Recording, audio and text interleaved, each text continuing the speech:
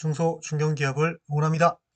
이번 시리즈는 제가 공조로 참여한 채용 레볼루션의 내용 중에서 채용 담당자와 교육 담당자가 협업해야 되는 범위를 말씀드리겠습니다. 그 첫 번째, 적합인재 확보입니다.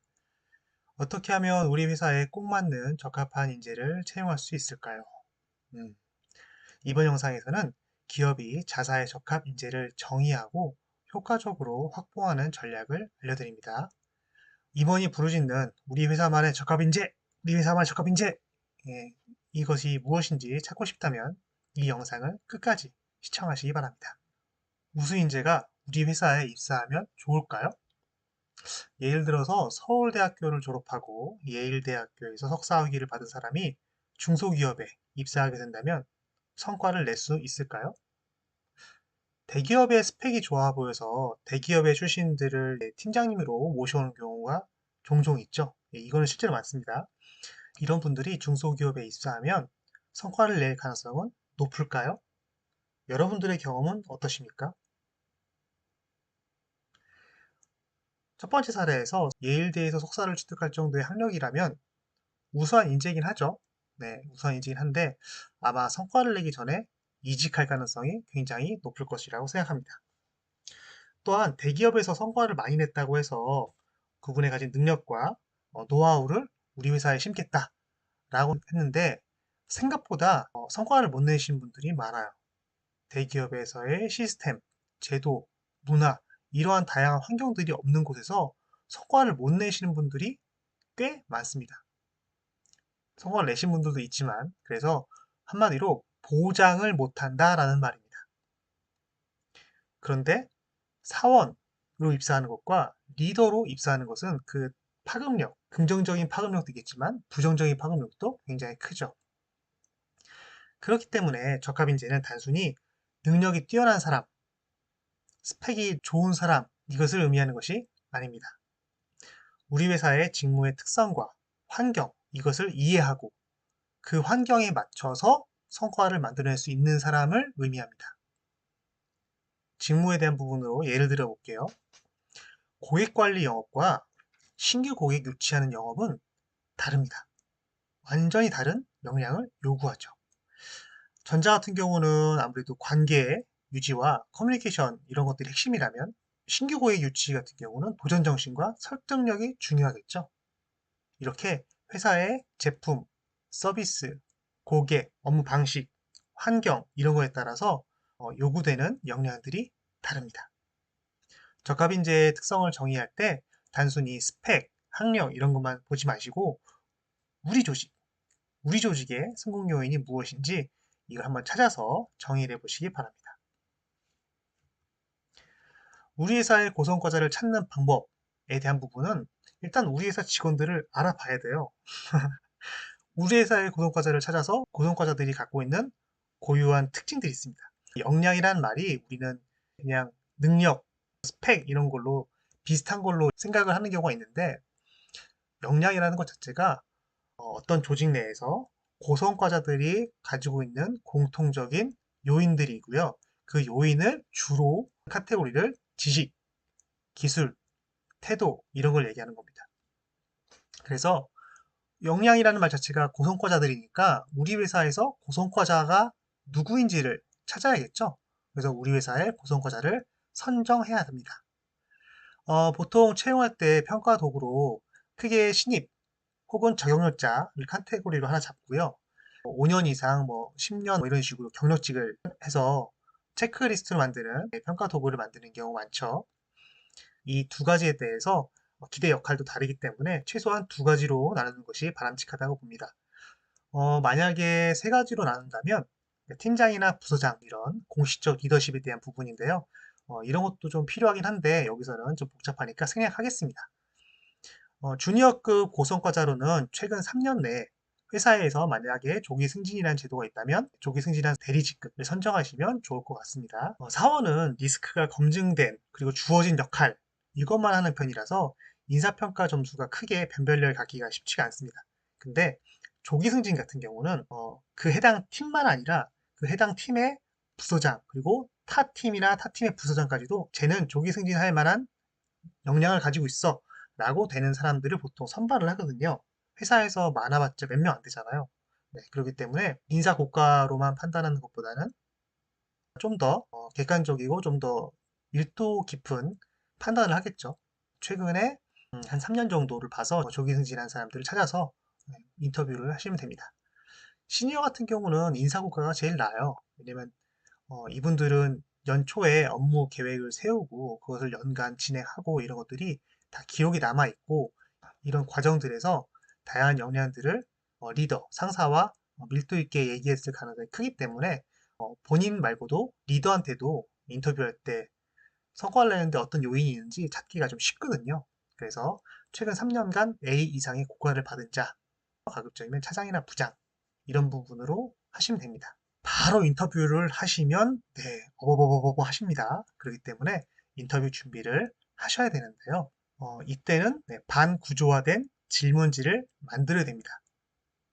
보통 설문지 같은 경우는 트리 구조로 만들어진 구조화된 것이 설문지라고 한다면 인터뷰할 때는 내가 원하는 결과물이 무엇인지를 생각을 하고 그 결과물을 만들어내기 위해서 어떤 핵심적인 질문을 할 것이냐를 만드는 건데요. 상대방의 답변이 어떤 답변이 들어올지 모르잖아요. 모르기 때문에 보통 첫 번째 질문과 그리고 첫 번째 질문에서 답이 안 나올 경우에 두 번째나 세 번째 질문 혹은 첫 번째 질문에서 답이 안 나온다. 그러면 이 목표를 달성하기 위해서 사이드로 물어볼 수 있는, 이렇게 알아볼 수 있는 질문들을 만드는 게 반구조화된 질문이라고 보시면 될 것 같습니다. 아무튼 반구조화된 질문지를 만들어야 되는데 이에 대한 정보를 찾아야 됩니다. 그 사람에 대해서 어느 정도 조사를 해온 다음에 가야 되거든요. 기본적인 조사를 하려면 그 회사의 기본적인 내용들, 그러니까 직급 혹은 직책별 R&R에 대한 부분이 있는지, 아니면 직무 분석서, 아니면 직무 기술서, 그 사람이 참여했던 프로젝트 성과 보고서를 본다든지 이렇게 할 것도 있을 거고요. 정 이것도 저것도 없다. 그러면 채용 요청서라는 게 있잖아요. 각 팀에서 어떤 사람을 채용해 주세요. 어떤 자격증이 있었으면 좋겠어요. 이런 것들 있죠. 이미 각 팀에서 요청되어 왔던 공식적으로 요청했었던 문서잖아요. 그거라도 모아놓으면 이 팀은 어떤 역량들을 필요로 하는구나. 어떤 자격증이라든지 어떤 조건들을 필요로 하는구나. 아주 기본적인 내용들을 확인해 보실 수도 있습니다. 가급적이면 이런 게 있으면 좋고요. 아니면 혹시 회사에서 ISO 인증을 받은 회사라고 한다면 그 ISO 인증에서 보시면 그 팀에서 하는 역할이라든지 업무 내용들 이런 것들을 정리해 놓은 것들이 되게 많습니다. 아마 프로세스는 있을 거예요. 그래서 그 프로세스를 보게 되면 그 프로세스를 실행하기 위해서 필요한 역량들이 무엇인지도 유추해 볼 수 있는 게 있거든요. 네, 그런 것들도 한번 알아보실 수도 있고요. 그 다음에 이제 본격적으로 인터뷰 대상자에 대한 정보가 좀 필요한데, 고성과자들의 인사자료 및 평가자료. 인사자료는 뭐죠? 이 사람의 자격증, 학력, 경력, 이런 것들이 있는 거고요. 또 어떤 게 있죠? 외부의 직무교육 같은 거를 받았는지, 리스트를 보실 필요 있고, 멘토링 프로그램 기록이라는 건 뭐냐면, 멘토가 멘티에 대해서 관찰하고 소통하면서 기록했던 것들 있잖아요. 그런 것들을 통해서 인터뷰 대상자를 심도 있게 관찰한 기록인 거죠. 네, 그래서 이런 것 있으시면 보시면 좋고요. 업무 자료 같은 경우도 이 사람이 제출했었던 레포트, 어, 승진 심사를 할 때 어떤 발표를 하는 회사도 있거든요. 그런 경우는 이제 그런 발표 자료 이런 것들도 보시면 좋습니다. 자료가 됐으면 이제 사전 인터뷰를 하시는 게 좋은데요. 이때는 대상자의 상사나 평가자, 조기 승진 제도 같은 경우는 평가자가 해당 팀장만 하는 게 아니라 부서장이라든지 유관 팀장 뭐 이런 식으로 평가자가 다양하게 있을 거예요. 아니면 프로젝트 성과 보고서라고 한다면 이 프로젝트의 평가자 그런 것도 있겠죠. 아까 역량에 대해서 얘기할 때 지식, 기술, 태도라고 얘기를 드렸는데요. 이렇게 얘기하면 조금 막연하실 것 같아가지고 구분을 하기 위해서 나누긴 했지만 역량이 발휘되는 시점에서는 이게 종합적으로 나오는 거잖아요. 그런데 이거를 작성할 때, 분류할 때는 좀 이걸 구분해서 볼 필요가 있거든요. 그래서 제가 생각하는 분류 방법을 해서 한번 설명을 드려볼게요. 지식은요, 물어보면 답변할 수 있는 거예요. 그래서 암기하는 거, 숙지하고 있는 거, 물어보면 답변할 수 있는 거, 문제를 보면 풀 수 있는 거, 단답식 문제를 풀 수 있는 거, 이렇게 보시면 될 것 같고요. 기술 같은 경우는 숙련도입니다. 숙련도. 제조 직무다. 그러면은 제조 프로세스로 제대로 업무 절차를 지키면서 정확한 업무를 하느냐에 대한 부분도 있을 거고, 똑같이 정확하게 한다 하더라도 그 속도가 누구는 1시간인데 누구는 40분 만에 속도가 빠르다. 이런 게 있을 수 있잖아요. 그래서 기술에 대한 부분은 숙련도가 있을 거고요. 사실 몸을 쓰는 것도 마찬가지긴 합니다만 기술에 대한 부분은 종합적 사고입니다. 그래서 위에 지식 같은 경우는 단답식 문제에 대한 답을 한다고 했잖아요. 그러면 종합적 사고는 서술식 질문에 답을 할 수 있다라고 보시면 됩니다. 그래서 어, 여러 가지 지식들, 여러 가지 상황들을 거치고 종합적인 판단을 해서 순서를 나열한다거나 우선순위를 정리한다거나 그 서로 상호 간에 영향력을 미쳤을 때 나타내는 결과를 예측해서 작성하고 행동할 수 있다. 이런 식으로 종합적 사고를 하는 게 기술입니다. 태도는 우선순위, 그러니까 안전제일주의라는 건 뭐죠? 설사 내가 금전적인 이익을 포기한다 하더라도 안전하지 않으면 실행하지 않겠다. 뭐 이런 게 바로 우선순위겠죠? 네, 그런 우선순위. 내가 어떤 일을 하느냐, 마느냐에 대한 기준. 내가 하고 있는 일에 대한 정의, 재정의. 보통 그리고 저도 쉽게 설명하려면 교육 담당자입니다. 라고 하지만 저는 제 스스로 교육 담당자라고 한다기보다는 개인과 조직의 성공을 돕는 서포터, 그리고 역량 관리자라고선 정의를 내리고 있거든요. 그런 식으로 어떤 업무나 활동, 행동에 대한 정의, 나름대로 철학, 원칙, 그런 게 태도라고 보시면 될 것 같고요.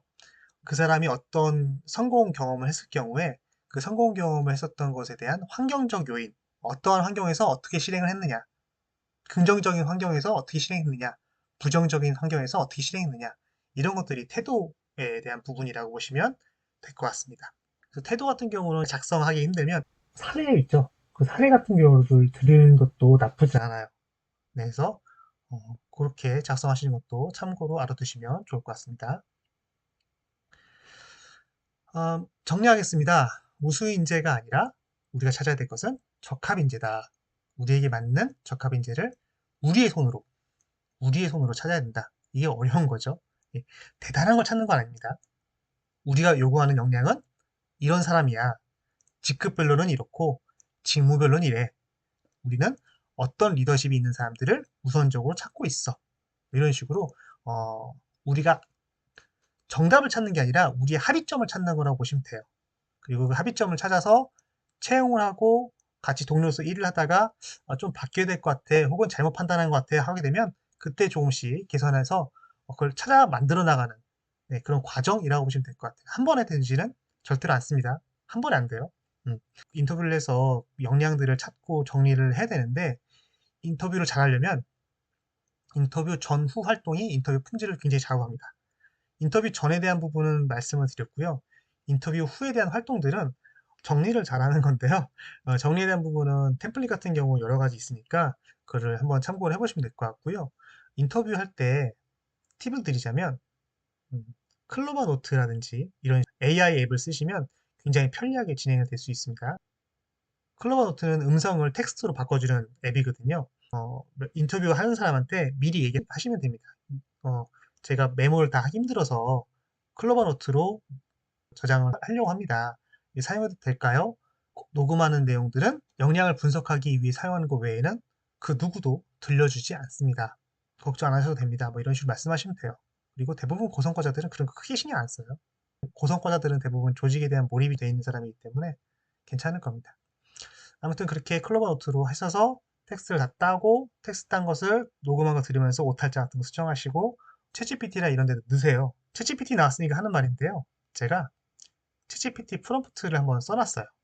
제가 이런 식으로 질문을 크게 두 단계로 나눴죠. 질문 환경에 대한 부분을 이런 식으로 세팅을 해놓고 그 다음에 단계별 주요 질문들을 이렇게 자료 파악에 대한 부분 더 없을까? 2번 이렇게 3번 이렇게 이런 식으로 네, 해서 단계별 주요 질문들을 한번 써봤습니다. 네, 링크를 이렇게 QR코드 만들어 놨으니까요. QR코드를 핸드폰을 찍으셔서 실제로 어떤 질문을 했더니 어떻게 답변이 나오더라 이런 것들을 보시면 좀 도움 되지 않을까 싶어서 이렇게 써놨으니까요. 참고하시면 좋을 것 같습니다.